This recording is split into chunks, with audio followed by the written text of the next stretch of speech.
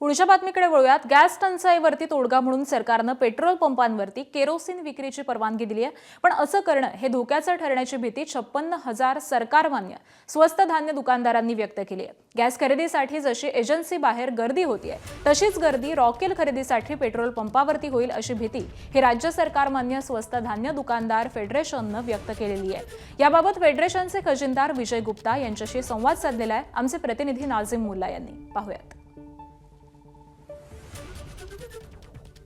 फेडरेशनचे खजिनदार विजय गुप्ता आहेत।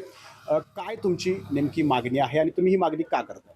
आम्ही ही मागणी याच्यावरनं करतोय की आम्ही असं बघितलं आपल्या सर्वांच्या माध्यमातून की सरकारने पेट्रोल पंपावरती केरोसिन द्यायचं ठरवलेलं आहे, पण त्याच्या अनुषंगाने आमचं म्हणणं असं आहे की आज जी लाईनी बघतोय आपण पेट्रोल पंपावरती बघतोय, मग तो गॅसच्या माध्यमातून असेल, पेट्रोल डिझेलच्या माध्यमातून असेल, पण या महाराष्ट्रामध्ये 56,000 रेशन दुकानदार आहेत जे ऑलरेडी हे व्यवसाय करत आहेत आणि करत होते। 2016 मध्ये असं काय विषय आला की सिलेंडर जास्त होता, सिलेंडर असल्यामुळं रॉकेल पुरवठा बंद केला होता, पण काही ग्रामीण क्षेत्रामध्ये अजून सुद्धा चालू आहेत केरोसिन।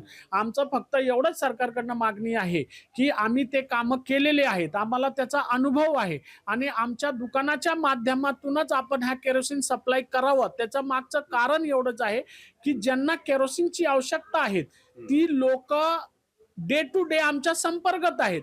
ते धान्याच्या माध्यमातून म्हणा की कसं का माध्यमातून आम्ही त्या गल्ली बोळ्यातली रेशन दुकानदार आहोत, तिथली सगळी परिस्थिती आम्हाला माहिती आहे आणि सरकारकडे बी ह्या सगळ्या गोष्टीची रेकॉर्ड उपलब्ध आहे की कुणाला द्यायचे कुणाला नाही।